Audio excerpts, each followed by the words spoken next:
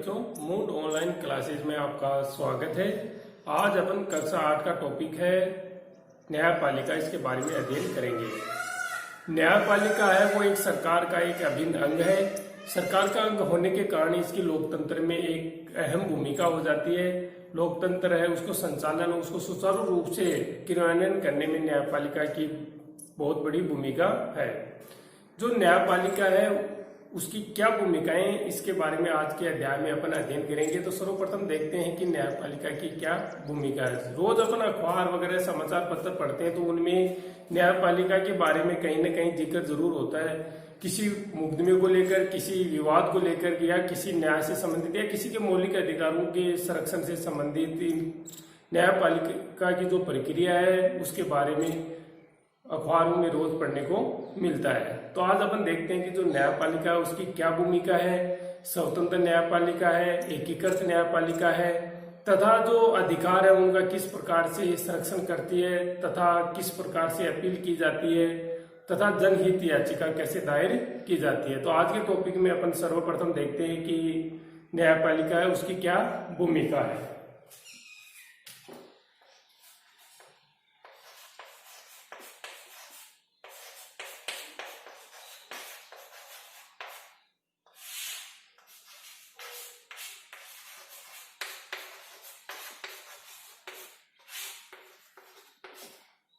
न्यायपालिका की भूमिका, जब भी कोई विवाद से संबंधित किसी मुद्दे का विचार आते ही सर्वप्रथम न्यायपालिका के बारे में उत्सुकता होती है, उसके बारे में जानते कि इसकी कैसी शासन प्रणाली है। न्यायपालिका है वो देखते हैं अपन दो राज्यों के मध्य जल विवाद है उसका निपटारा भी न्यायपालिका करती है, तथा अधिकारों से लेकर या जिनको मानव के लिए मूलभूत आवश्यकता है उनके बारे में भी जो अधिकार या नए कानून का सजेशन है या सुझाव है वो भी न्यायपालिका द्वारा दिया जाता है। जैसे बच्चों को जो बस्ते का बोझ है वो कम किया जाए, ये भी न्यायपालिका द्वारा ही आदेश दिए गए हैं। तथा बच्चों को जो मारपीट या जो शारीरिक दंड है वो नहीं दिया जाना चाहिए, ये भी सारे काम कौन करती है, न्यायपालिका के द्वारा ही आदेश दिए जाते हैं और राज्य सरकार को इनके आदेश मानने पड़ते हैं। इसके साथ ही किसी को आजीविका का है, किसी को रोजगार दिलाने का है, किसी को भोजन संबंधी जो अधिकार है उनके बारे में या कानून की व्याख्या करने का जो अधिकार है वो किसके पास है, न्यायपालिका। तो न्यायपालिका की जो भूमिका है उसको अपन मुख्य रूप से 3 भागों में बांटते हैं। पहला तो है मामलों की सुनवाई करना,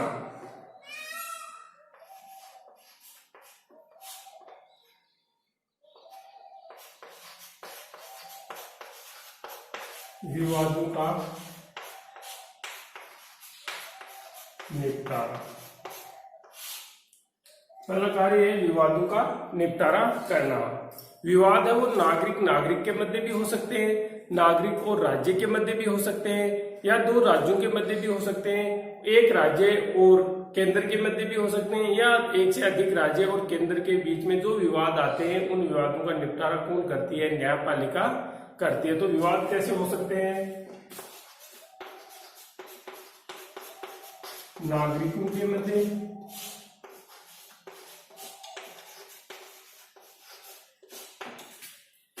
दूसरा प्रकार है नागरिक व राज्य के मध्य,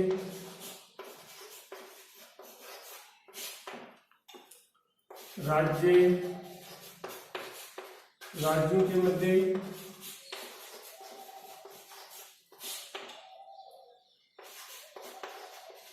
राज्यों व केंद्र के मध्य। इन सभी विवादों का निपटारा कौन करती है, न्यायपालिका करती है। यानी दो नागरिकों के मध्य विवाद है, या नागरिक व राज्य के मध्य विवाद है, या राज्यों के मध्य दो राज्य या दो से अधिक राज्यों के बीच में जो विवाद है, जल विवाद भी हो सकता है, जल बंटवारा विवाद भी हो सकता है, नदी का जल है उसके जो जल का बंटवारा है उसके आधार पर भी किया जा सकता है, या सीमा विवाद भी हो सकता है। तो उस आधार पर भी जो विवाद आते हैं उनका निपटारा कौन करती है, न्यायपालिका करती है। फिर राज्यों और केंद्र के मध्य जो विवाद आते हैं उनका भी निपटारा कौन करती है, न्यायपालिका करती है। इससे अगला आता है कि कानून की समीक्षा करना।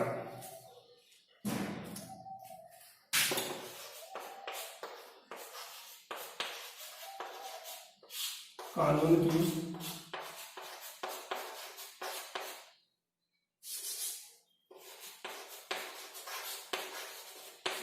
समीक्षा करना। इस जो ये भूमिका इसमें आता है कि जो संसद कानून बनाती है वो कानून क्या संविधान के मूलभूत ढांचे के अनुरूप है या नहीं है, इसका जो निर्णय वो भी न्यायपालिका करती है, तथा जो कानून बनाया है वो जनता की जो भावनाएं हैं, जनता की जो अपेक्षाएं हैं उनके अनुरूप है या उनके विरुद्ध है, इसका भी समीक्षा कौन करती है? न्यायपालिका करती है। आधारभूत ढांचे का अर्थ है जो संविधान में जो मुख्य बातें थी जो नागरिकों को प्रदान की गई थी, क्या उनको संसद ने जो कानून बनाया है वो उनका उल्लंघन तो नहीं करता है, तो उसी आधार पर उस कानून को न्यायपालिका रद्द भी कर सकती है या उसमें संशोधन भी करवा सकती है। तो न्यायिक समीक्षा का अर्थ है यानी संसद जो कानून बनाती है उस कानून को रद्द करना या उसमें संशोधन करना। किस आधार पर रद्द करेगी?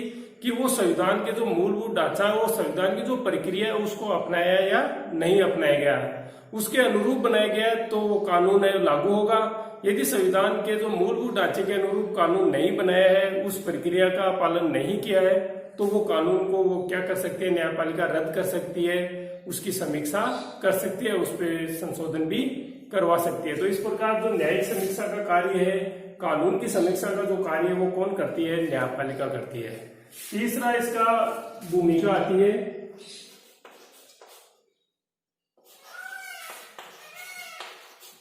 कानून की रक्षा व मौलिक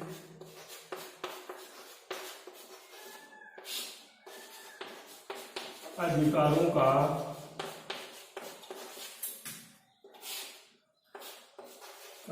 क्रियान्वयन।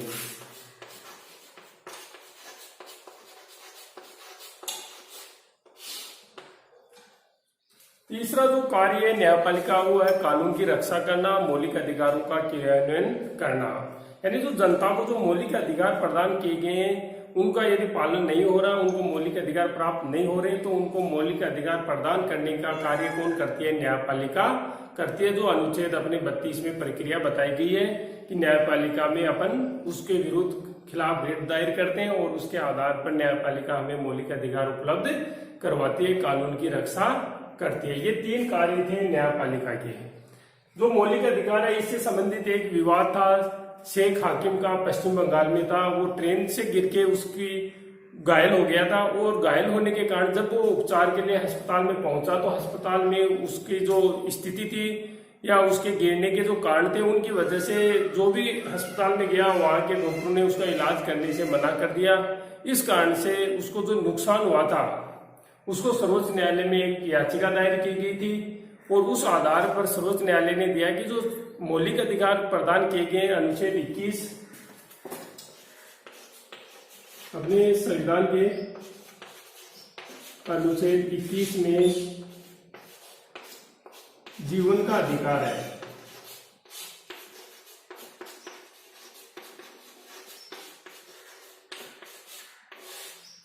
तो जो ये जीवन का अधिकार है इसको विस्तृत रूप बार बार जो भी न्यायालय में इसके बारे में आए हैं आदेश, जो भी मुकदमे दायर हुए उनके जो फैसले हैं उनके आधार पर इसकी जो परिभाषा है वो विस्तृत होती जा रही है। यानी जो अनुच्छेद 21 है इसका जो रूप है वो व्यापक है, स्तर पे है। तो जब शेख को इस चीज का लाभ नहीं मिला, उसको उपचार नहीं मिला, तो स्वास्थ्य का अधिकार भी किसमें शामिल कर लिया गया? अनुच्छेद 21 में शामिल कर लिया कि किसी भी व्यक्ति को किसी दुर्घटना या किसी वजह से उसको स्वास्थ्य की जो सेवाएं उनका लाभ नहीं मिल रहा, तो वो भी एक उसके मौलिक अधिकारों का क्या है? हनन है। इस वजह से सर्वोच्च न्यायालय ने पश्चिम बंगाल सरकार को आदेश दिया कि शेख हाकिम को जो नुकसान हुआ उसका मुआवजा दिया जाए, उसकी भरपाई की जाए, क्योंकि आपके जो राज्य था उसके जो अस्पताल थे उनकी जो शासन व्यवस्था थी, उनके जो नियम थे वो सुचारू रूप से नहीं थे और उसका समय पे इलाज नहीं होने के कारण उसको ये नुकसान हुआ। यदि वो समय पे वहां पे उसका इलाज कर दिया जाता तो शायद उसको ये नुकसान नहीं होता, उसको जीवन से हाथ नहीं धोने पड़ते। तो इस आधार पर सर्वोच्च न्यायालय ने अनुच्छेद 21 में जीवन का अधिकार है, उसमें स्वास्थ्य का अधिकार या स्वास्थ्य सेवाओं का लाभ लेने का अधिकार भी शामिल कर दिया गया। तो इस प्रकार न्यायालय है वो बार बार कानून की रक्षा व मौलिक अधिकारों की रक्षा, उनको क्रियान्वयन करने का कार्य भी न्यायपालिका करती है। ये थे न्यायपालिका के कार्य। अब है कि न्यायपालिका स्वतंत्र। तो हमारी जो न्यायपालिका है उसको कैसा रखा गया है? स्वतंत्र रखा गया है।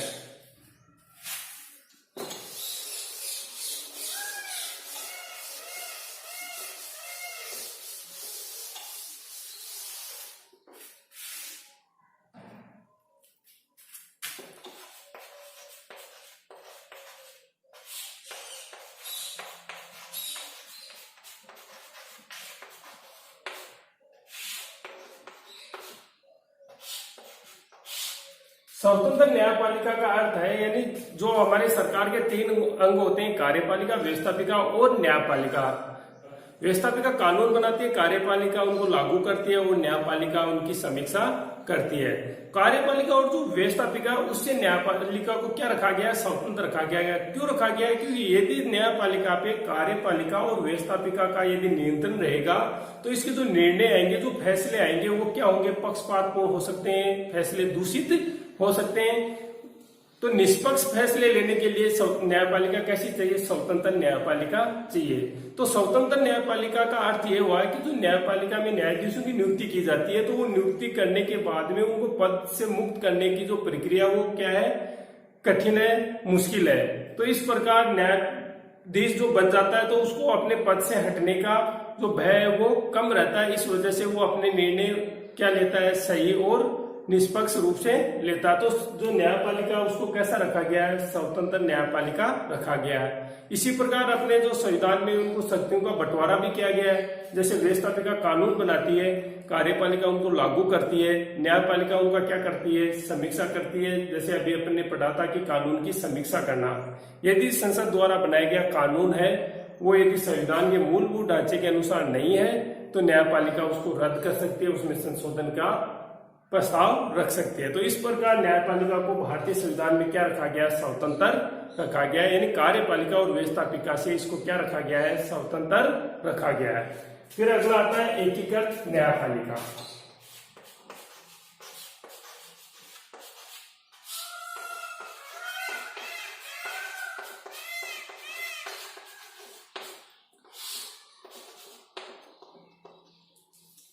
एकीकृत न्यायपालिका का अर्थ यह हुआ कि जो न्यायपालिका है वो एक व्यवस्थित प्रणाली द्वारा व्यवस्थित है। और एकीकृत न्यायपालिका का अर्थ हुआ यानी जो ऊपर का जो न्यायालय है उसके द्वारा जो आदेश दिए जाते हैं वो नीचे की या निचली अदालतों को उसको मानने पड़ते हैं। जैसे सबसे ऊपर का जो न्यायालय है वह सुप्रीम कोर्ट है, जिसको अपन बोलते हैं सर्वोच्च न्यायालय। सर्वोच्च न्यायालय ये दिल्ली में स्थित है और ये न्यायालय एक है। यानी भारत के लिए एक न्यायालय जिसका नाम है सर्वोच्च न्यायालय, और वो कहाँ स्थित है? दिल्ली में स्थित है। तो सर्वोच्च न्यायालय इसके द्वारा जो भी आदेश दिए जाएंगे वो निचली अदालतों को मानने पड़ेंगे, उनको मानना होगा। तो ऐसी व्यवस्था को क्या कहा जाता है? एकीकृत न्यायपालिका कहा जाता है। यानी ऊपरी अदालतों को निचली अदालतों को जो आदेश दिए जाते हैं वो मानने पड़ते हैं। ऐसी व्यवस्था को क्या कहा जाता है? एकीकृत न्यायपालिका। फिर अपन देखते हैं कि जो भारतीय न्यायपालिका है उसका जो ढांचा है वो किस प्रकार है। तो हमारी जो न्यायपालिका, न्याय प्रणाली, जो भारतीय न्याय प्रणाली है वो पिरामिड आकृति की न्याय प्रणाली है। सबसे ऊपर सर्वोच्च न्यायालय, उससे नीचे उच्च न्यायालय और उससे नीचे जिला और तहसील स्तर पर अधीनस्थ न्यायालय है। तो इस प्रकार एक पिरामिड आकृति की है।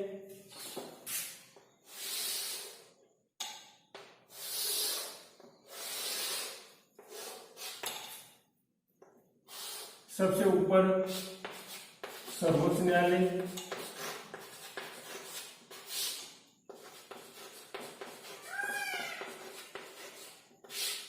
उससे नीचे उच्च न्यायालय,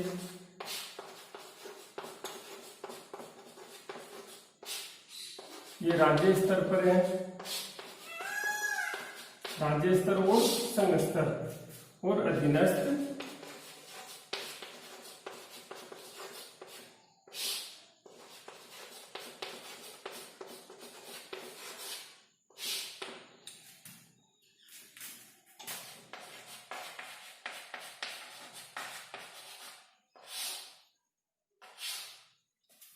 तो ये अपनी न्याय प्रणाली है पिरामिड आकृति की। सबसे ऊपर पूरे देश के लिए एक सर्वोच्च न्यायालय है, उससे नीचे राज्यों के लिए क्या है, उच्च न्यायालय। तो उच्च न्यायालय वो एक राज्य का भी हो सकता है, दो राज्यों का एक संयुक्त उच्च न्यायालय भी हो सकता है, इसके साथ दो या दो से अधिक राज्य भी एक संयुक्त उच्च न्यायालय हो सकता है। इनके साथ केंद्र शासित प्रदेश भी शामिल हो सकते हैं। फिर आता है कि जो अधीनस्थ न्यायालय ये जिला स्तर और तहसील स्तर पर गठित किए गए। तो इस प्रकार की जो ये प्रणाली है वो क्या है, पिरामिड आकृति के। सर्वोच्च न्यायालय सबसे ऊपर होता है। तो अभी अपने बात की थी एकीकृत न्याय प्रणाली की। तो एकीकृत न्याय प्रणाली का अर्थ है कि ऊपर से जो आदेश आता है उसको अधीनस्थ न्यायालयों को मानना पड़ेगा। जैसे सर्वोच्च न्यायालय ने जो आदेश दिया वो उच्च न्यायालय वो अधीनस्थ न्यायालयों को मानना पड़ेगा, उच्च न्यायालय ने जो आदेश दिया वो अधीनस्थ न्यायालयों को मानना पड़ेगा। इस प्रकार की व्यवस्था को क्या कहा जाता है, एकीकृत न्याय प्रणाली।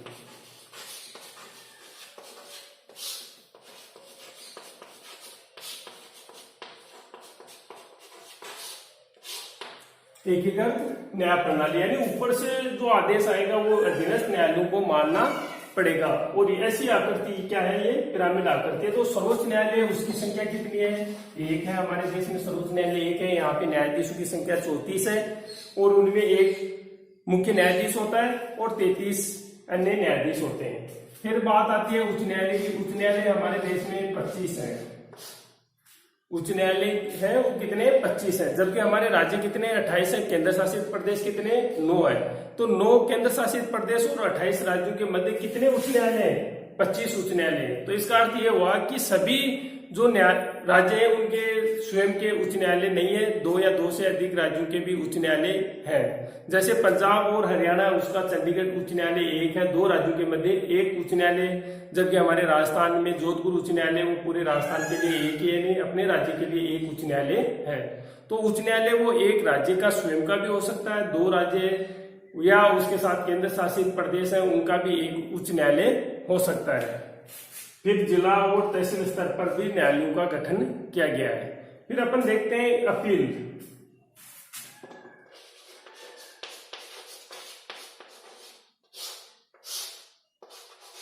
अपील किसको कहते हैं, जब किसी अधीनस्थ न्यायालय ने किसी मुकदमे का जो निर्णय दिया उससे जो पक्ष है वो संतुष्ट नहीं है, उस निर्णय से वो संतुष्ट नहीं होने के कारण यहाँ का जो पक्ष है वो ऊपरी अदालत में जाता है इसके विरुद्ध फैसले के।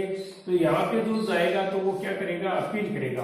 यानी अधीनस्थ न्यायालय की अपील कहाँ की जा सकती है, उच्च न्यायालय में की जा सकती है। उच्च न्यायालय ने जो डिसीजन दिया उससे भी वो पक्ष संतुष्ट नहीं हुआ तो वो इससे ऊपर कहा जा सकता है, सर्वोच्च न्यायालय में जा सकता है। यानी इस न्यायालय ने जो फैसला दिया उसके विरुद्ध किस न्यायालय में गया, सर्वोच्च न्यायालय में गया। लेकिन जो अंतिम अपील ये जो न्यायालय वो कौन सा है, सर्वोच्च न्यायालय। इससे ऊपर किसी न्यायालय में अपील दायर नहीं की जा सकती। इसका जो निर्णय आएगा वो सर्वमान्य होगा। तो ये क्या कहलाती है, अपील कहलाती है। यानी अपन किसी न्यायालय में किसी निर्णय के विरुद्ध उससे उच्च वाले न्यायालय में अपन जा सकते हैं, लेकिन सर्वोच्च न्यायालय के जो आदेश है उसके विरुद्ध अपन कहीं अपील दायर नहीं कर सकते। तो इसका अर्थ हुआ कि अधीनस्थ न्यायालय से हम उच्च न्यायालय में दायर करते हैं। यदि उच्च न्यायालय के जो आदेश है उससे अपन संतुष्ट नहीं हुए तो अपन कहाँ जाएंगे, सर्वोच्च न्यायालय में जाएंगे। और सर्वोच्च न्यायालय क्या अंतिम अपीलीय न्यायालय है। अपील को अपन एक हमारे पाठ में एक घटना दी हुई है उसके बारे में अच्छी तरीके से समझ सकते हैं। एक घटना है दिल्ली की। सुधा नाम की एक लड़की है, उसके पति का नाम लक्ष्मण है, सास का नाम शकुंतला है और जेठ का नाम सुभाष चंद्र है। वहां पे एक घटना घटित होती है कि सुधा है उसकी हॉस्पिटल में ले जाया जाता है और वहां पे उसकी डेथ हो जाती है। और वहां पे ले जाया गया उस समय वो जली हुई हालत में थी। तो वहां के पड़ोसियों ने और उसके जो पियर पक्ष था सुधा का, उन्होंने याचिका दायर की कि इसकी जो सुधा की मृत्यु है वो ससुराल पक्ष ने इसको जलाकर इसकी हत्या कर दी। जब इसकी सुनवाई निचली अदालत में हुई तो वहां पे तीनों को दोषी माना गया। उसके पति है लक्ष्मण को, उसकी सास है शकुंतला और जेठ है सुभाष। उस तीनों को क्या माना गया, दोषी, और उसको सजा दी गई। इसके गवाह के रूप में पड़ोसी आए थे, उन्होंने बताया कि हम घटना के प्रत्यक्षदर्शी हैं, वहां पे घटना हुई उस समय हम जैसे इनके घर पे पहुंचे तो उस समय जो सुधा थी उसको आग लगी हुई थी और हमने उसको कंबल डालकर इसकी आग को बुझाया था। और इन गवाहों के आधार पर निचली अदालत ने निर्णय दिया कि जो इसके पति है लक्ष्मण, इसकी जो सास है शकुंतला और जेठ जो सुभाष है, ये तीनों क्या है, इसके दोषी हैं। तो ये एक दहेज प्रथा का उदाहरण बताया था उन्होंने कि जो लड़की शुदा थी उस पर दहेज के लिए दबाव बनाया गया और पीयर पक्ष द्वारा उसको दहेज नहीं देने के कारण उसको जलाकर उसकी हत्या कर दी गई। जैसे ही ये सजा सुनाई गई तो जो पीड़ित पक्ष था, शकुंतला, लक्ष्मण और सुभाष, उन्होंने इसकी जो अपील है वो कहाँ पे की, उच्च न्यायालय में की कि ये इसके निर्णय से हम संतुष्ट नहीं है, हमने ऐसी कोई घटना नहीं की, ये जो स्टोव था उससे चाय बना रही थी, संयोगवश से इसके साड़ी में आग लगी और आग लगने से इसके जो डेथ हो गई। इस वजह से उच्च न्यायालय में जब इसकी अपील की गई, इस निर्णय के विरुद्ध यहाँ पे पीड़ित पक्ष पहुंचा, तो इस पीड़ित पक्ष ने उन सबको दोष मुक्त कर दिया। जो उसके सास थी शकुंतला, उसका जो पति था लक्ष्मण और उसका जो जेठ था सुभाष चंद्र, उन तीनों को क्या कर दिया, मुक्त कर दिया कि पर्याप्त साक्ष्य नहीं होने के कारण तीनों को दोष मुक्त कर दिया जाता। जब इनको दोष मुक्त कर दिया गया तो इसके जस्ट बाद में एक संगठन था, महिला संगठन इंडिया फेडरल वुमेन्स लॉयर्स, उसने एक वापिस अपील की सर्वोच्च न्यायालय में और सर्वोच्च न्यायालय में दायर की कि जो शकुंतला है, लक्ष्मण है और जो सुभाष है, उन तीनों ने इसकी हत्या की थी। तो जैसे ही सर्वोच्च न्यायालय में ये मामला पहुंचा तो सर्वोच्च न्यायालय ने इसका निर्णय दिया कि जो शकुंतला है और लक्ष्मण है ये दोनों दोषी हैं और सुभाष चंद्र है इसके विरुद्ध कोई पर्याप्त साक्ष्य नहीं होने के कारण इसको दोष मुक्त किया जाता। तो एक ऐसी घटना है जिसमें अपन देख सकते हैं निचली अदालत में यह मामला दायर हुआ था 1980 में। इसके विरुद्ध उच्च न्यायालय ने अपील की थी। शकुंतला, लक्ष्मण और सुभाष ने 1983 में इसका जो फैसला आया वो तीनों को दोष मुक्त कर दिया। इसने तीनों को सजा सुनाई, उच्च न्यायालय ने उसको दोष मुक्त कर दिया। फिर इसको वापिस दायर किया 1985 में सर्वोच्च न्यायालय में। सर्वोच्च न्यायालय ने 2 को सजा दी और 1 को दोष मुक्त कर दिया। तो इस प्रकार अपन देख सकते हैं इस न्यायालय के जो आदेश आए थे उनके विरुद्ध किस न्यायालय में गए, उच्च न्यायालय में गए। उच्च न्यायालय का जो आदेश है उससे भी संतुष्ट नहीं हुए तो कहा गया सर्वोच्च न्यायालय में, लेकिन अब सर्वोच्च न्यायालय से आगे संभव नहीं है क्योंकि ये अंतिम अपील ये सर्वोच्च न्यायालय। इस प्रकार एक केस की घटना 1980, 1983 और 1985 में तीनों न्यायालयों ने अलग अलग निर्णय दिए। ये एक कैसी है अपीलीय न्यायालय का उदाहरण है। तो ये अपील करने का एक तरीका था कि जो अधीनस्थ न्यायालय उसके विरुद्ध उच्च न्यायालय और उच्च न्यायालय से सर्वोच्च न्यायालय में अपील की जा सकती है। अब अपन देखते हैं जो न्यायपालिका है उसकी विभिन्न शाखाएं, विधि को जो विभाजित किया गया, वर्गीकरण किया, उसके बारे में अध्ययन करेंगे। विधि को 2 भागों में बांटा गया है, फौजदारी व दीवानी। कानून है उनका 2 भागों में वर्गीकरण किया गया। विधि व्यवस्था की विभिन्न शाखाएं।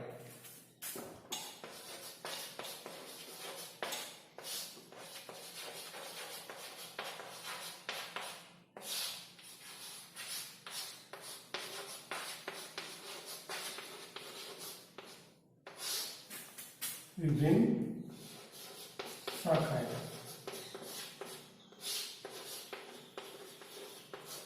तो ये मुख्य रूप से 2 भागों में बांटी गई विधि व्यवस्था की जो शाखा है उसको 2 भागों में बांटा गया है। एक शाखा है फौजदारी कानून, दूसरी शाखा है दीवानी कानून। फौजदारी कानून में वे कानून आते हैं जिनको अपराध की श्रेणी में लिया गया है, जिसके उदाहरण है जैसे हत्या है, चोरी है, मारपीट है।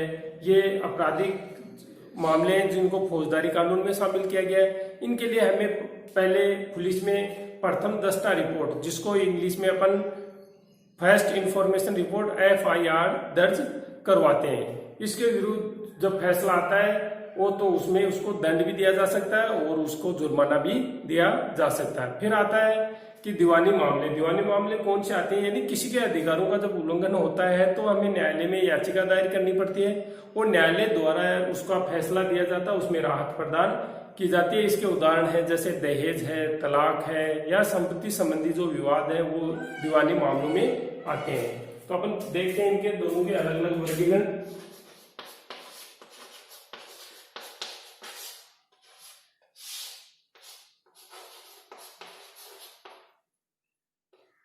फौजदारी मामले,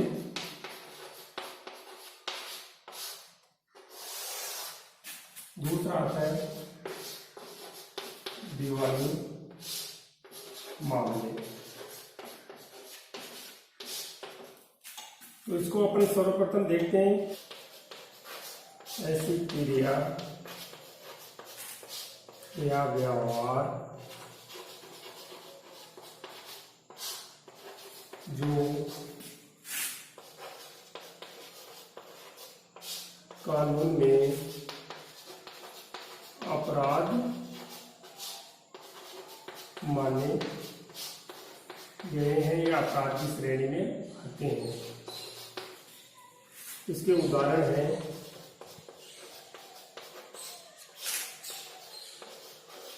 हत्या,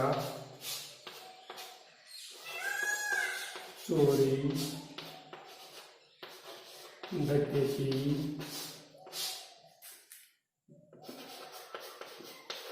मारपीट है, चोर है, दहेज है, वह छेड़छाड़ संबंधी जो भी मामले हैं वो फौजदारी मामलों में आते हैं। इधर अपन दीवानी मामलों की बात करें तो ऐसे व्यवहार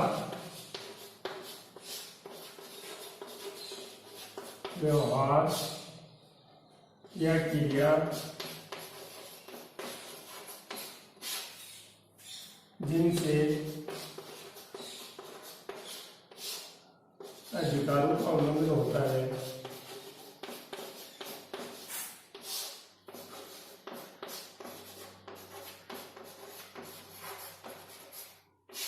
अधिकारों का उल्लंघन होता है, तो ऐसे मामले किसमें आते हैं? दीवानी मामलों में आते हैं। अब अपन देखते हैं फौजदारी मामले। इनकी सर्वप्रथम रिपोर्ट पुलिस में देनी होती है। पुलिस में प्रथम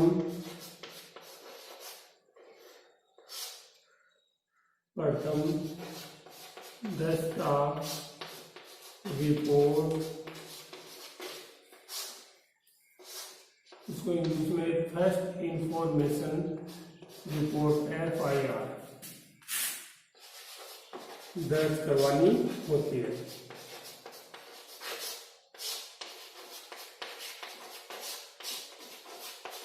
इसके बाद ही पुलिस इस मामले का क्या करती है? अनुसंधान करती है और जो दोषी पाया जाता है उसके विरुद्ध साक्ष्य कोर्ट में पेश किए जाते हैं और न्यायालय उनको क्या सुनाता है? सजा वगैरह सुनाता है।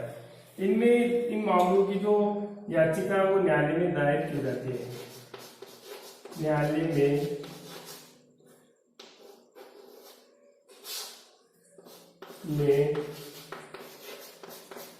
याचिका दायर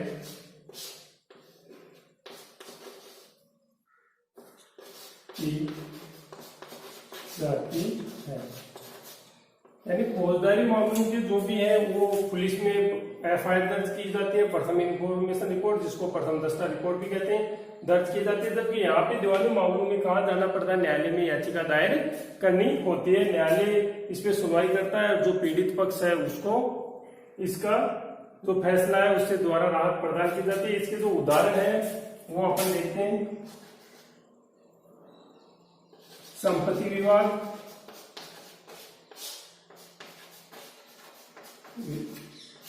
विवाद, है, तलाक है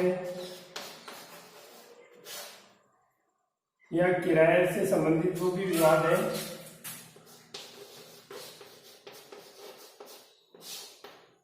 ये सारे किसमें आते हैं? दीवानी मामलों में आते हैं। संपत्ति विवाद आता है, तलाक आता है, किराएनामा आता है, वो सारे किसमें आते हैं? दीवानी मामलों से संबंधित मामले हैं और इन पे कोर्ट सुनवाई करता है और उनको राहत प्रदान करता है। जैसे किसी किराएदार ने किसी मकान पे किराएदार के रूम में रह के उस पर कब्जा कर लिया और किराए भी नहीं दे रहा, तो जो मालिक है वो न्यायालय में इसके लिए क्या दायर करेगा? याचिका दायर करेगा। न्यायालय उस पीड़ित पक्ष को पीछे का जो किराया वो रूम खाली करने का आदेश देता है। तो ये क्या कहलाता है? दीवानी मामले कहलाते हैं। इससे आगे देखेंगे कि अपन क्या प्रत्येक व्यक्ति न्यायालय जा सकता है क्या? यानी जो प्रत्येक व्यक्ति है क्या वो न्यायालय की शरण ले सकता है? उनके अधिकारों का हनन हो रहा है या उसके साथ कोई अन्याय हो रहा है, उसका शोषण हो रहा है, तो क्या वो न्यायालय की शरण ले सकता है क्या? तो इसका उत्तर आएगा कि प्रत्येक व्यक्ति है वो न्यायालय में जा सकता है। क्या प्रत्येक व्यक्ति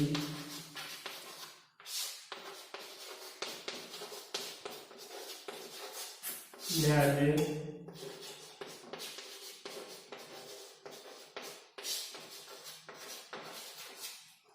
तो इस प्रश्न का उत्तर आएगा हाँ, प्रत्येक व्यक्ति है वो न्यायालय में जा सकता है। प्रत्येक व्यक्ति को अधिकार है कि वो अपने अधिकारों के लिए न्यायालय में जा सकता है। लेकिन भारत की जो परिस्थिति है, कुछ व्यक्ति ऐसे हैं जो अनपढ़ है, इस न्याय प्रणाली के बारे में नहीं जानते हैं तथा आजीविका कमाने के कारण वो न्यायालय में बार बार अपना विवाह से संबंधित जो पक्ष है उसकी सुनवाई या उसके लिए नहीं जा सकते। यानी ऐसी परिस्थिति, आर्थिक स्थितियां हैं, इस वजह से वो न्यायालय की जो व्यवस्था है, न्यायालय का जो निर्णय लेने में जो देरी हो रही है या न्यायालय जिन पक्षों को सुनवाई करने में जितना समय लगता उसके अकॉर्डिंग वो न्यायालय में नहीं पहुंच पाते हैं तो उनको न्याय नहीं मिलता। तो ऐसे व्यक्तियों के लिए एक पहल शुरू की थी न्यायालय ने, सर्वोच्च न्यायालय ने 1980 में।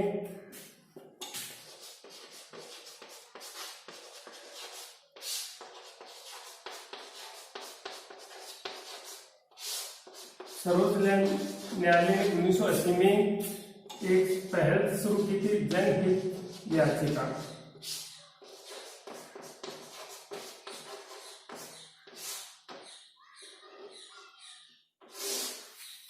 ये जनहित याचिका क्या है?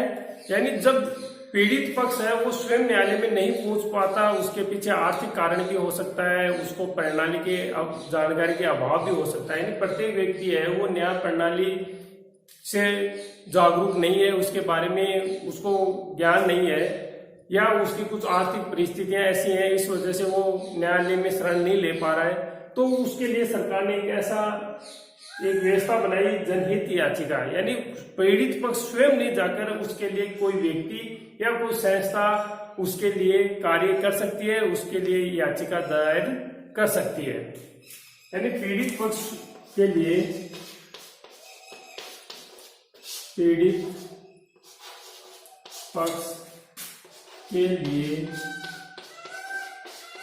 अन्य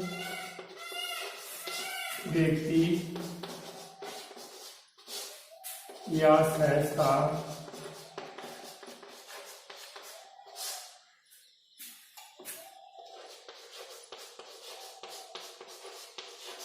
न्यायालय में उसके पक्ष में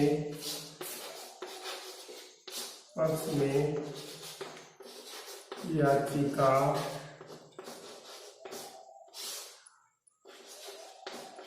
दायर कर सकती है। तो इसका अर्थ हुआ कि जो पीड़ित पक्ष है वो स्वयं नहीं जाने की जरूरत नहीं होकर कोई व्यक्ति या कोई संस्था है उसके अधिकारों के लिए न्यायालय में याचिका दायर कर सकती है। ऐसी याचिका को क्या कहा जाता है? जनहित याचिका कहा जाता है। जो जनहित याचिका है, जो ये जनहित याचिका है, ये पत्रकार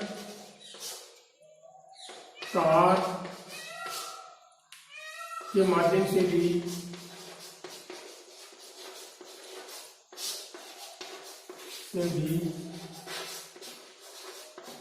दायर की जा सकती है। यानी जनहित याचिका को और सरल बना दिया।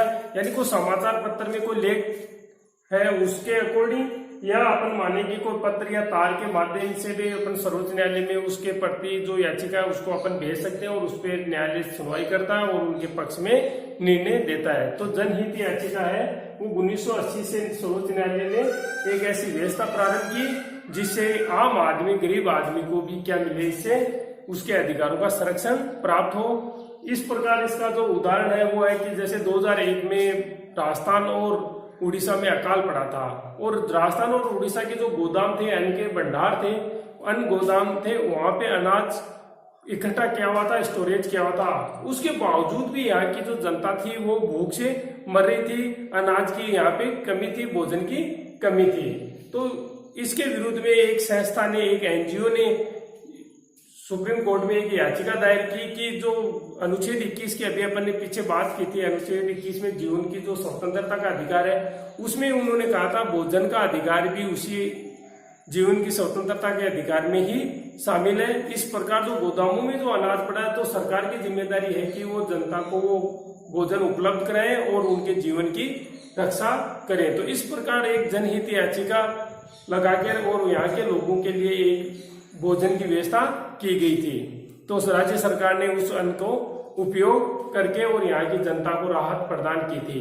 इसी प्रकार जैसे विद्यालयों में जो एमडीएम व्यवस्था है वो भी एक जनहित याचिका का ही परिणाम है। इस प्रकार कोई भी व्यक्ति है या पीड़ित पक्ष यदि स्वयं न्यायालय में नहीं पहुंच पाता है तो कोई संस्था या कोई व्यक्ति है वो उसके लिए जनहित याचिका दायर कर सकता है।